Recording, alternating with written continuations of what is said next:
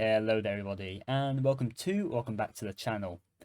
Today we're here with a circulating commemorative coin from Canada. This here is Canada's Centennial penny, or cent I should say, as Canada does follow the dollar and cent system. Now this here is the circulating commemorative for Canada's Centennial. The Centennial took place in 1967 and celebrates 100 years since Canada's Confederation. Canada's Confederation took place in 1867, thus the 100-year gap making a centennial. And from what I've read online actually, the centennial, like the actual celebration in 1967, actually took place for a whole year apparently, and accumulated on Dominion Day, which is the 1st of July. I'm not sure how true that is, but that's what it says online. So let's go from here to something that I do actually know about. Let's talk about this coin, shall we? So, this coin here is a bronze coin, and it is 98% copper, 1.5% zinc, and 0.5% tin. It has a very light weight of 3.24 grams, a diameter of 19.05 millimeters, and a thickness of 1.65 millimeters, and it is in the medal alignment. So, without further ado, let's go off and talk about the reverse of the coin here. So, as you can see here on the reverse, we will start with the lettering. So we can see on the top here it says 1 cent, which is the value of the coin, the country, Canada, in the bottom left, and the two dates, 1867 to 1967, in the bottom right. And just under those, you can see we have the dentricles here. Now, dentricles is actually a word that I just learned thanks to a comment on one of my previous videos. I don't remember your name, I'm sorry, but I'll put a photo of your comment on screen now. Thank you so much for teaching me that. I actually did not know the word for that. Right, so back to this coin. So, yes, we've got the dentricles here along the edge, and in the centre, we have a rock pigeon in flight. Now, a rock pigeon is actually the same as a rock dove, as doves and pigeons are the same animal.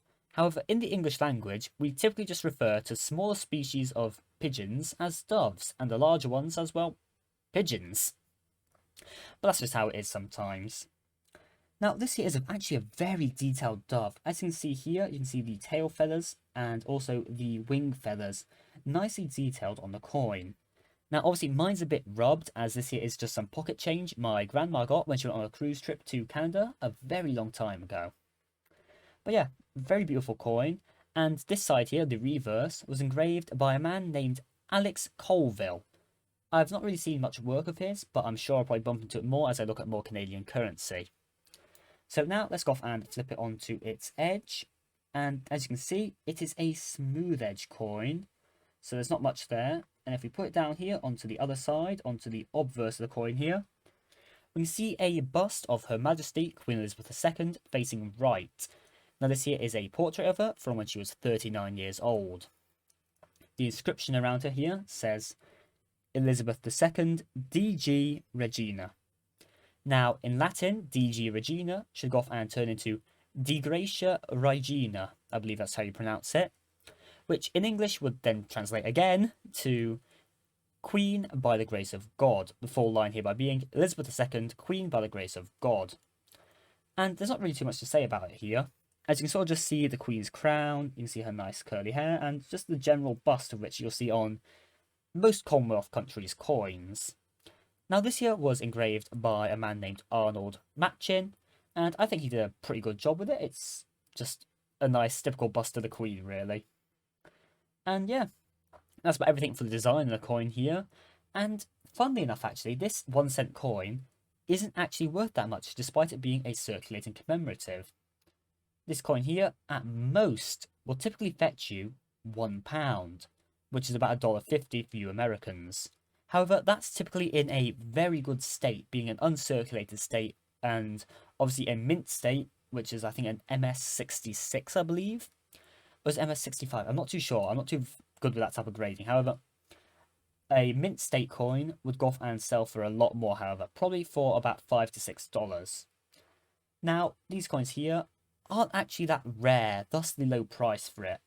But they're still nice coins to have in your collection regardless, as these Centennial pennies are just quite nice to look at, really.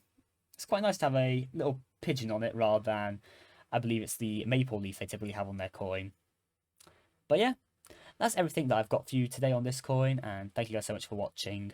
Please do leave a like on this video, and do subscribe, and also comment down below if you have anything you want me to talk about in the future. Alrighty, thank you so much guys, and I'll see you guys in the next video.